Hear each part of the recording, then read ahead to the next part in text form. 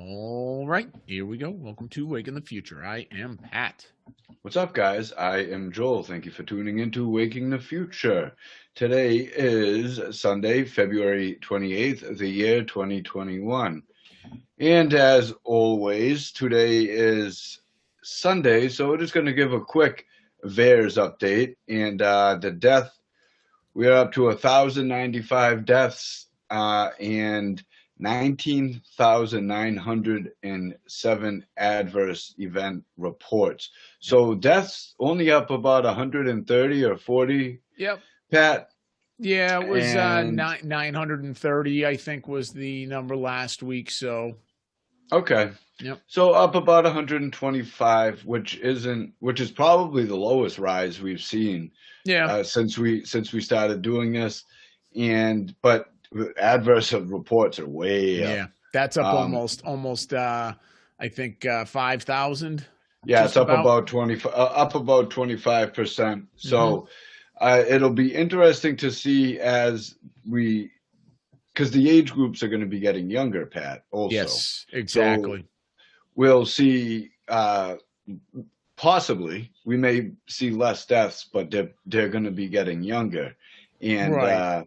But also we have to always point out for any of the newer listeners that may or may not know that these numbers here are generally only accounting for around 1%, considering that this is a self-reporting system.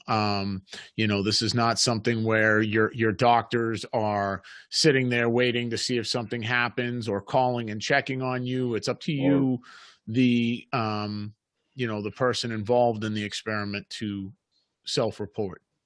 Well, that's just it. And trust me, it's probably getting well known that people they've gotten a hold of these adverse events. It's much more available, and the CDC, I do not trust one bit. No. So it may take some time before we find out actual numbers. That's just a guess on my end. Right. But we are seeing, we're seeing 25 to 50, 37 deaths. That's too young. That's not going to be tough to blame that on a coincidence. Yeah, exactly. Especially if these people don't have the previous health conditions. Right. And actually here, I'm going to share this one more time just so that we can point this out again. For you guys that go over here, it's openvaers.com/COVID-data. And it will give you the breakdown. And as you go through here, a red dot will indicate deceased and a blue dot will indicate recovered. And in order to get to the, the red dots, obviously, you really have to scroll through quite a bit. And, they're in there obviously, but they're not going to keep them towards the top. You're typically going to spend some time going through this. And, it's my opinion that this is by design, that the CDC and VAERS do this because they don't want people going through this stuff and finding it with ease. So, but yeah, you're right. We'll start to see younger and younger people. The two 28-year-olds we've recently talked about, and my girlfriend's mom, unfortunately, she had her second and she's not doing all that well today. So I do hope that she does pull through, obviously. That is one thing, Pat, that I have yet to hear. I've heard some people that have gotten the first one say, yeah, it's not bad. My arm hurts a little bit. Second but other one, than though. that, okay.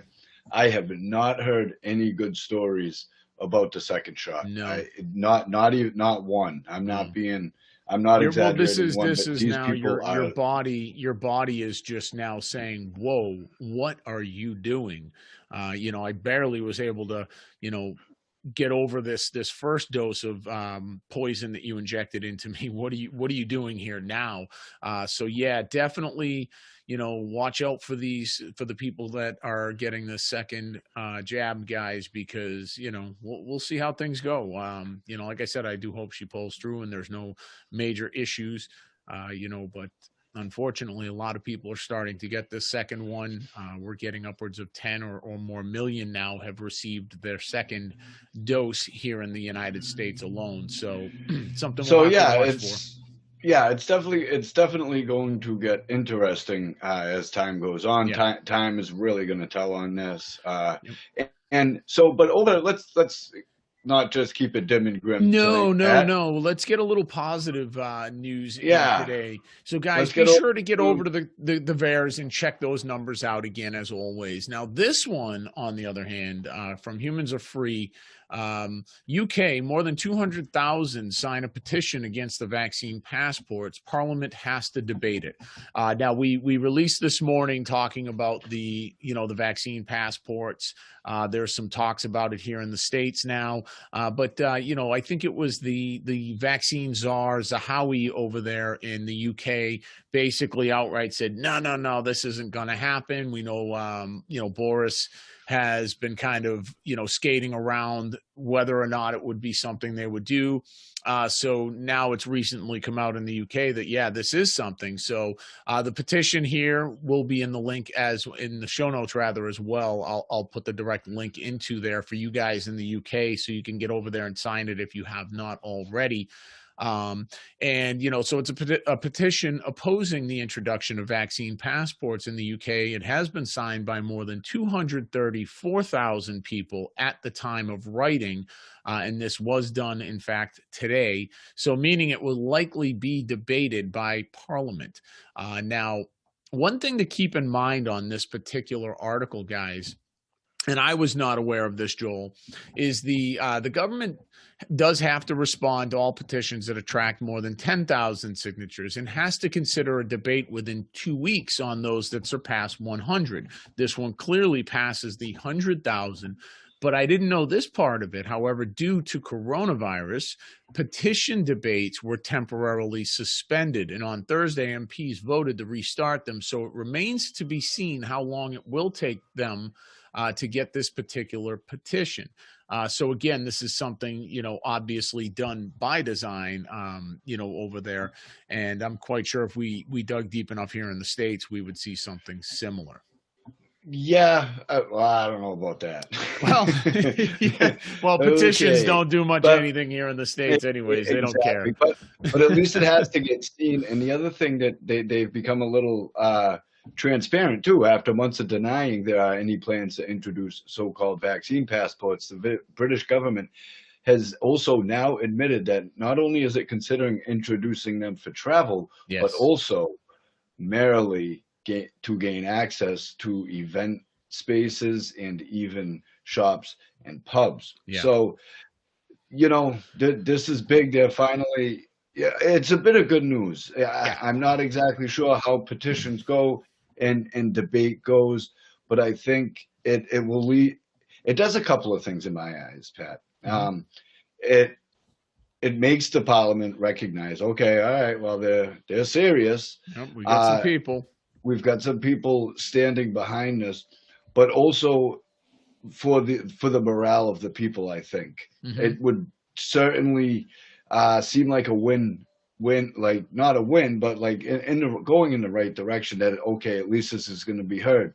So maybe those people that were on the fence, feeling down, a little bit discouraged, maybe wouldn't have showed up at the next protest, might get fired up to be at the next one, so we can produce these power and numbers that we need. And that I can't stress it enough. We need numbers. We need people on the streets. Well, of course, and unfortunately, as much as I hate it, here's my take on things, guys.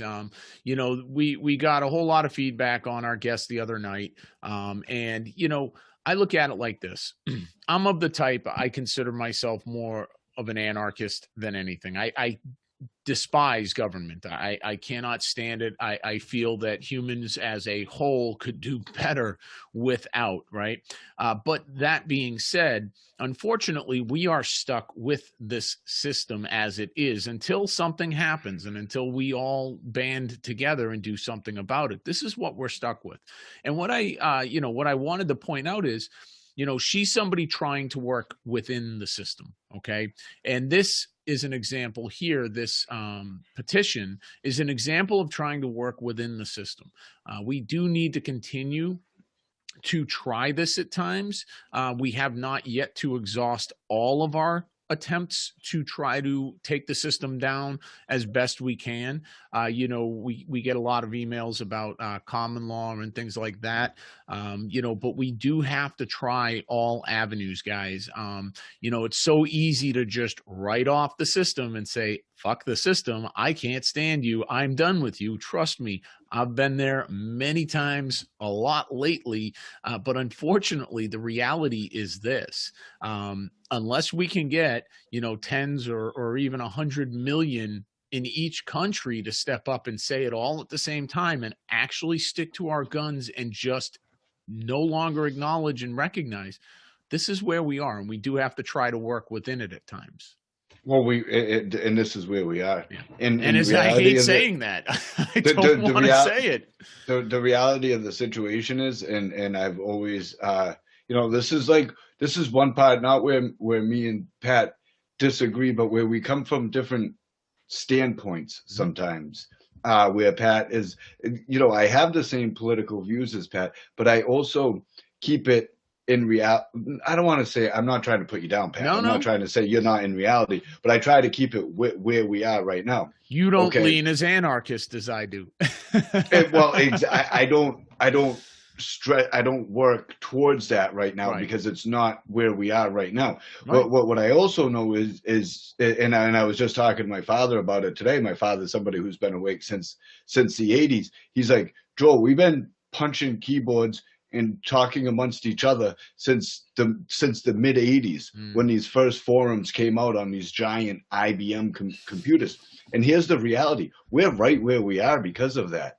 And when we sit there and we bash this one because they believe that way, or we bash this one because we come that way, we need every single one of us that is working towards any common goal that is good. We need to stick together. So to sit here and bash each other because this person thinks the way to get there is a little bit different, we're no better than these globalists and elites. We're saying we're better than you. Okay, our way's better. Your way sucks. Now we create more division within the box, which is exactly what they want. These guys in charge are going, look at these idiots. They're fighting amongst themselves, calling each other idiots. Yeah. They both got the same goal with different ideas on how to get there.